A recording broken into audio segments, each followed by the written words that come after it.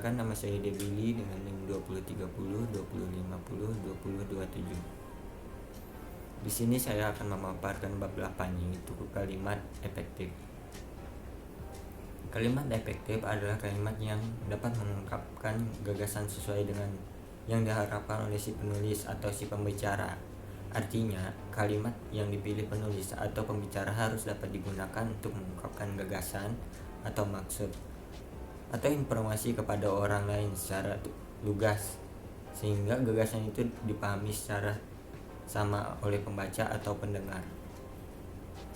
Dengan demikian, kalimat efektif harus mampu menciptakan kesepahaman antara penulis dan pembaca atau antara pembicara dan pendengar.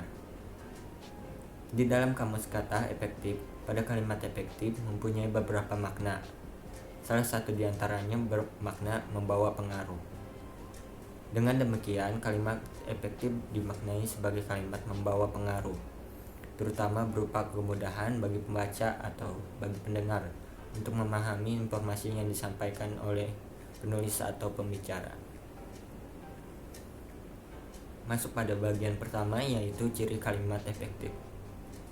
Kalimat efektif tidak berarti bahwa wujud kalimatnya harus pendek-pendek, tetapi yang dipentingkan adalah kesamaan informasi.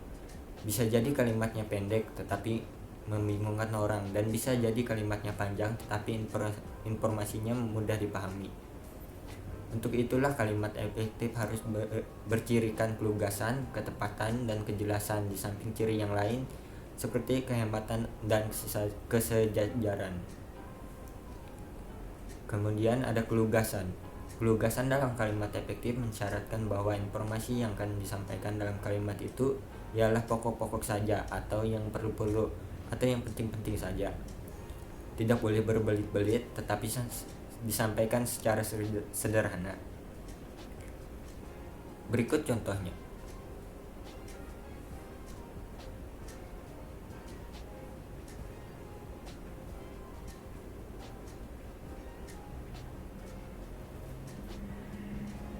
Untuk memudahkan pemahaman, contoh di atas dimunculkan kembali dengan sedikit modifikasi penomoran seperti berikut.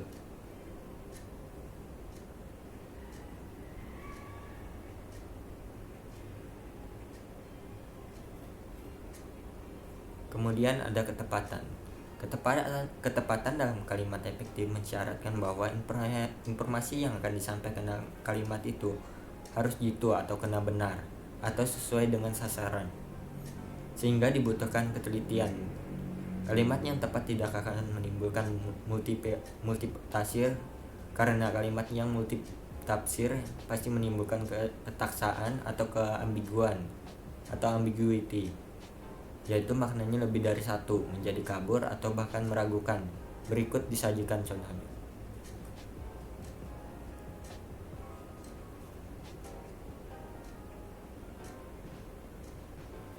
Kemudian ada kejelasan. Kejelasan dalam kalimat efektif mensyaratkan bahwa kalimat itu harus jelas strukturnya dan lengkap unsur-unsurnya. Kalimat yang jelas strukturnya memudahkan orang memahami makna yang terkandung di dalamnya. Tetapi ketidaksejajaran struktur bisa saja menimbulkan kebingungan orang untuk memahami makna yang terkandung di dalamnya. Contohnya seperti berikut. Ketidakjelasan struktur kalimatnya mengakibatkan ketidakefektifan, dapat pula disebabkan oleh penggunaan konjungsi subordinatif yang berlebihan sehingga menyebabkan ketidakjelasan klausa utama dalam kalimat tersebut, seperti penggunaan penghubung berikut secara berlebihan.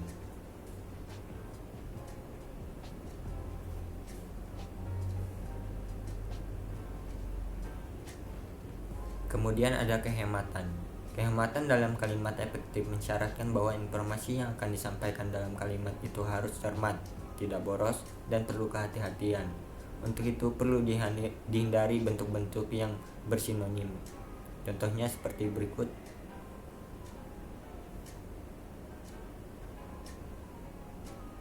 Kemudian ada kesejajaran. Kesejajaran dalam kalimat efektif mensyaratkan bahwa bentuk dan struktur yang digunakan dalam kalimat efektif harus paralel, sama atau sederajat. Dalam hal bentuk, kesejajaran terutama terletak pada penggunaan imbuhan, sedangkan dalam hal struktur, kesejajaran terletak pada klausa-klausa yang menjadi pengisi dalam kalimat majemuk. Contohnya seperti berikut. Kemudian ada kalimat partisipal. Akhir-akhir ini, bentuk kalimat yang berawal dengan verba banyak ditemukan dalam kehidupan sehari-hari, baik dalam bahasa lisan maupun dalam bahasa tulis.